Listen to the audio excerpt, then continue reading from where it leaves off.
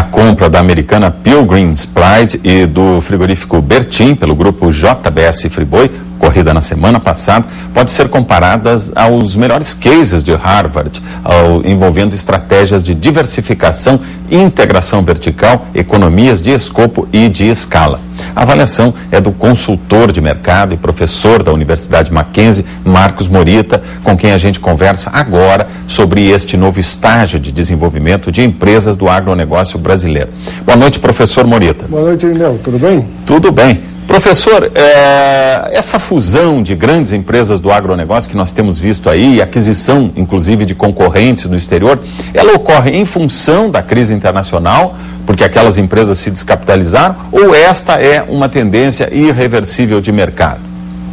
Eu diria, Irineu, duas coisas. A primeira, como você bem colocou, as empresas brasileiras hoje, elas estão aproveitando até a fase ruim da economia e comprando empresas descapitalizadas, como foi o caso da Swift e agora o caso da Pilgrims também.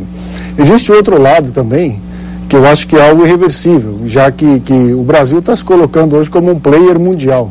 Então, num jogo mundial, você tem que ter escala, você tem que ter tamanho, para poder ter produtividade e poder ter ganhos de escala, né? Então, eu acho que é um pouco das duas coisas, um pouco da crise e um pouco do Brasil hoje se posicionando como um jogador aí de grande porte. Bom, professor, por outro lado, os pecuaristas, os fornecedores aí de animais para os frigoríficos, eles temem que esta concentração de frigoríficos derrube ainda mais o preço do boi. Isso vai acontecer? Se a gente analisar, Irineu, toda vez que há uma concentração, o setor ele fica mais atrativo para aquela empresa ou para aquele grupo de empresas que tem a maior concentração.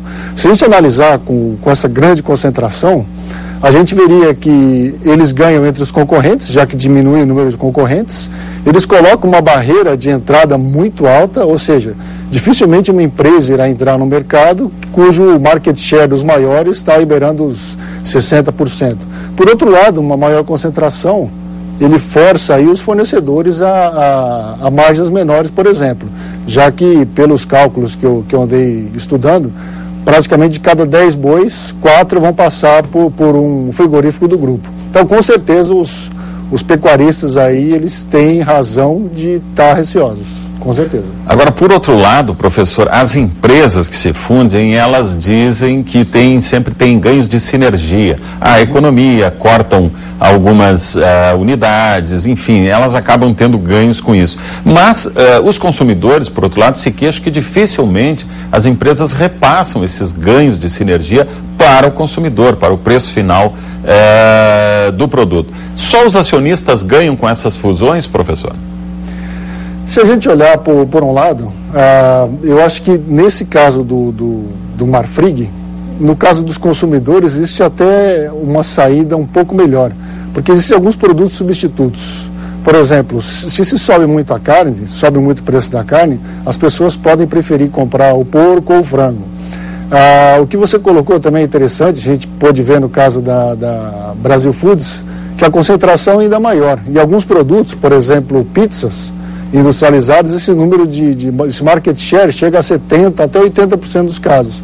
E como você bem colocou, o preço da pizza não abaixou na gôndola.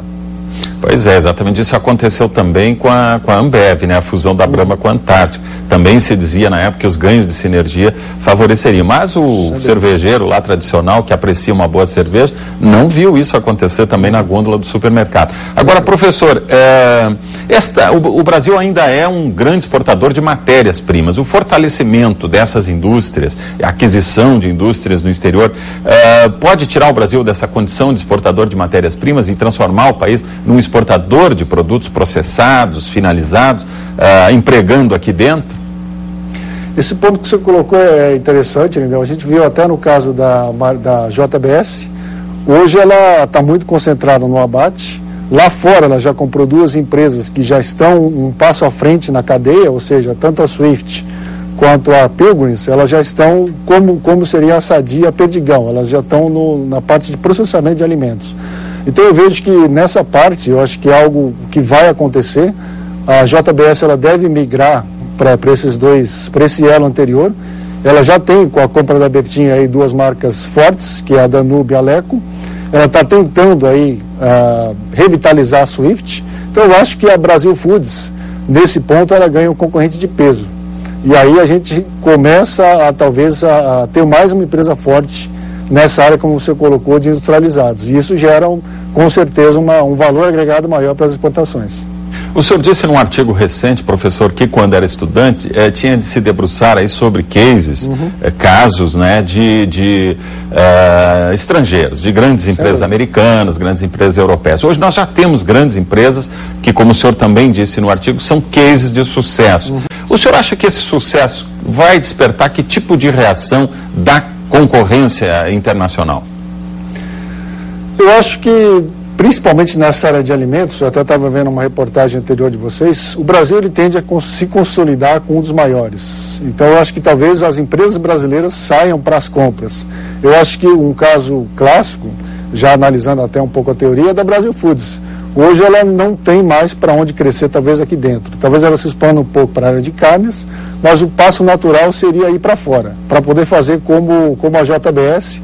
No caso quando se teve a barreira da febre aftosa, ela vendeu carne da Austrália para a Europa, ou seja, essa internacionalização da empresa fez com que ela pudesse fazer essa manobra. Então eu acho que no caso de alimentos, eu vejo mais as empresas brasileiras comprando do que o contrário. Muito bem. Professor Moneta, muito obrigado pela entrevista. Eu é que agradeço, Lindel.